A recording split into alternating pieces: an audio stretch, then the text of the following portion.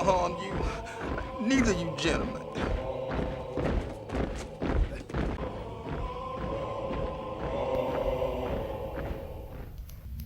White Protestant Americans were afraid that immigrants were changing American culture. During a global recession after World War I, they feared that the country was coming undone, and native-born white Protestants would no longer be in power.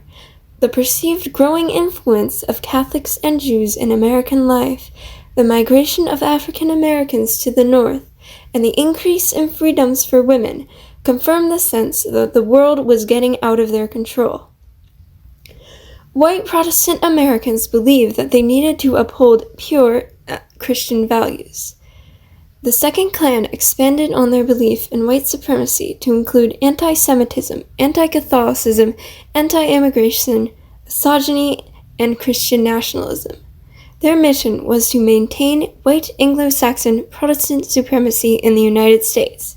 The Birth of a Nation is a movie by D.W. Griffith that premiered to the public in March 1915. It had very advanced and high-budget filmmaking for its time. However, it was very racist, as the movie portrayed the KKK as heroes, and black men were played by white actors in blackface. This movie also promotes the lost cause ideology, which claims that the cause of the Civil War was not slavery, but states' rights. Black people all over the United States organized protests against the movie, but it went on to be a huge commercial success. Influenced by The Birth of a Nation, William Simmons set out to revive the KKK with a cross burning on Stone Mountain. In 1921, a newspaper expose detailed more than 100 acts of Klan-sponsored vigilante violence and prompted a congressional investigation, but the ensuing publicity only made the Klan stronger. The KKK reached more than 1 million members by early 1922. The Klan gained members and influence in the North and the West, no longer restricted to the Southern or formerly Confederate states. It cost $10 to join, and they sold uniforms and regalia to members. The Second Klan was still very violent, like its Reconstruction-era ancestor, but it was more of a social club, just restricted to native-born Protestant males. In small towns, Klan membership often helped cultivate business relationships between Klansmen. On August 8, 1925, more than 50,000 members of the Ku Klux Klan marched through Washington, D.C. At this point, Klan membership had risen to the millions. The Klan also had a considerable influence on politics.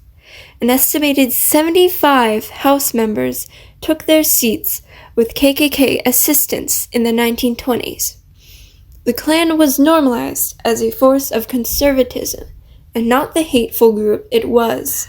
The KKK continued to grow in number until a series of scandals ruined their reputation. In 1925, the KKK leader of Indiana, David Stevenson, kidnapped, beat, and raped Madge Ulverhauser until she drank poison to kill herself. This caused national outrage because the KKK presented itself as the moral police and the protectors of white women. Stevenson was found guilty of murder. The vision of an America suffering from moral decline never happened. White native-born Protestants still held the power in the United States, and they did not need the Klan to keep it. Even without the Klan, the nation remained a place where prejudice against African Americans, Catholics, and Jews was widespread. Today, estimated Klan membership is around 3,000 to 6,000 members. The ideology of the Second Klan never died out, however, and today there has been a resurgence of Christian nationalism within the far right.